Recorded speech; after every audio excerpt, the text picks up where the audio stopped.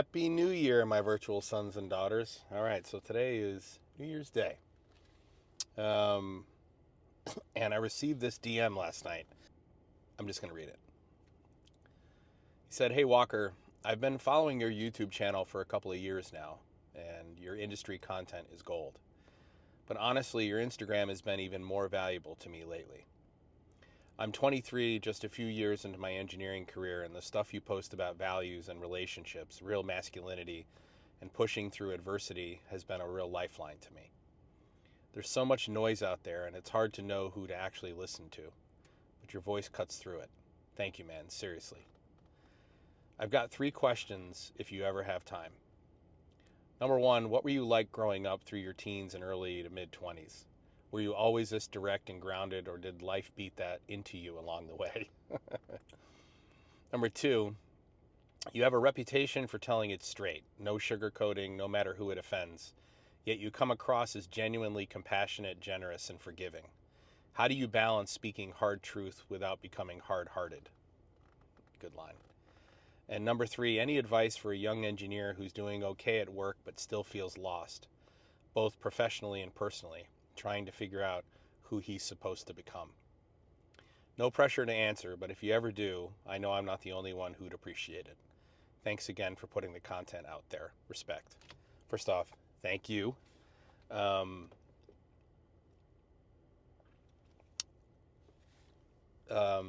made my day yesterday, honestly. All right, I'm going to answer your questions for you. But I want to start with one thing real quick, which is when I started doing Instagram content, it was for me and my kids. I have a YouTube channel called Adversity and Success, which I don't promote.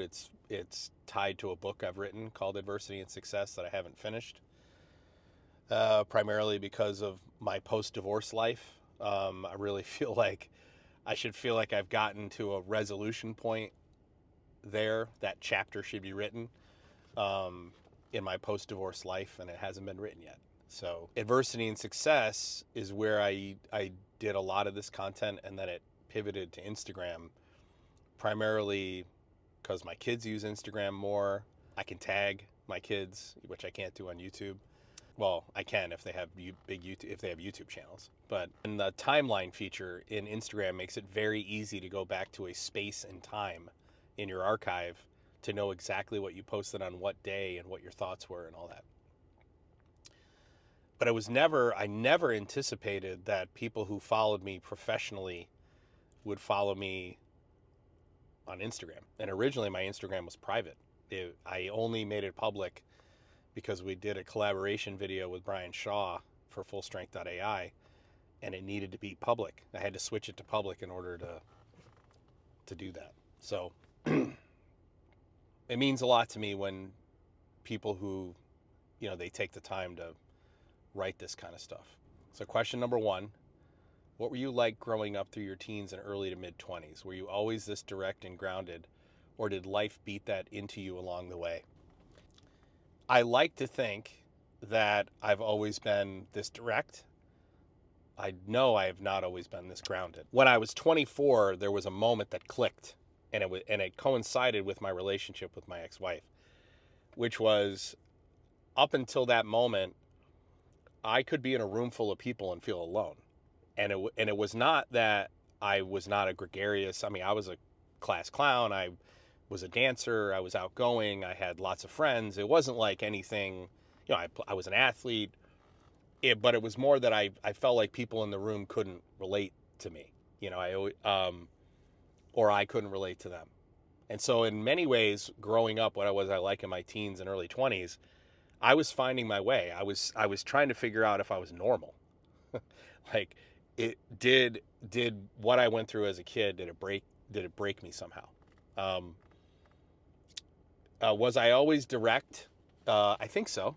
I definitely have always been someone who spoke out against authority. I've always held authority figures to a higher standard than everyone else. I have definitely always been a person who ran into fires when other people were running away. I'm definitely someone who's always stood up for other people. I mean, but I don't know if the grounding, how grounded I was my mid-20s. So I would say that life did beat it into me along the way. So if you're 23, you've got time, brother. You've got time. It's going to click. If your values are right and the way you make decisions is effective, your values can be justified and they're moral. And if you make decisions based on those values that lead to good outcomes, it's going to click. I promise you. Okay. There is a second piece in there. Where do those values come from? My values are an extension of, the one true king, All right. Question number 2. You have a reputation for telling it straight, no sugarcoating, no matter who it offends, yet you come across as genuinely compassionate, generous, and forgiving. How do you balance speaking hard truth without becoming hard-hearted? Yeah, I mean, this is a really good question. I believe I am a compassionate person, and I am generous. I will say, and I am very forgiving. I would say learning to forgive has been invaluable to my life. And I mean, I could tell a million stories about forgiveness, but the big one I've told is about the guy who, my stepdad who killed my mom. There's a line in the song Surrounded by Upper Room. So the church that I go to in Dallas is called Upper Room. It's a very famous worship church. They make great music. And there's a performer there, her name's Elisa Smith, and she sings a song called Surrounded, How I Fight My Battles. And there's a line, there's a verse in there. There's a verse in there, it says, I think it's in the second verse, and it's, in the valley, I know that you're with me. Surely your goodness and your mercy follow me. My weapons are praise and thanksgiving. This is how I fight my battles.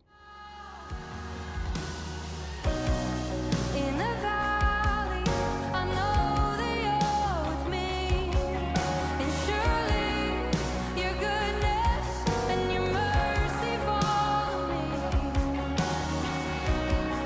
So my weapons are praise and thanksgiving. This is how I fight my battle. And when I hear that verse, it resonates with me because that is how I am. I truly see the world through a positive lens. I recognize that human beings are flawed. That if we are left to our own devices, we're going to do pretty shitty things as an extension of selfishness. It requires a higher, there needs to be a higher authority, a higher standard that we call to set our baseline for how we make our decisions. My whole life, Jesus was calling me. He's calling every one of us. That pull, that core, that thing inside of us where we sense right and wrong, that's Jesus using the Holy Spirit to guide us, right? And that's what I believe. And I can measure that, I have seen the world through a positive lens. The glass is half full in my eyes. There's a silver lining in every piece of adversity. There's every challenge we face. There's a silver lining, and there's a lesson. And our perspective, the attitude that I've had, that there's nothing that can break me, and that I can learn from every piece of adversity, has been invaluable. And how do I balance telling it like it is, observation, with not getting a hard heart? I think it's because I do see the world as the glass is half full. And then the last question, any advice for a young engineer who's doing okay at work but still feels lost, both professionally and personally, trying to figure out who he's supposed to become? Yes, I have lots of advice for people.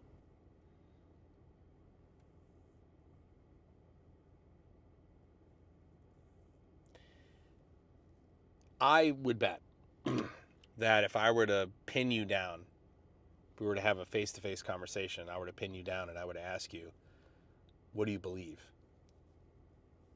What are your core values? You would struggle to articulate. You might have them because you watch my content. You may have written them down. But I think you would struggle to articulate why you value what you value and what it means. You know, I can clearly articulate my 5 core values and what they mean. And because of that, I'm able to, because I can quickly articulate, I can use those values to make decisions quickly. So, number one, this is a journey all of us have to go on. What do you believe? And what do you really value? Okay? Start there. Number 2, go to the end of your life. Go to the last 10 seconds of your life. Travel into the future.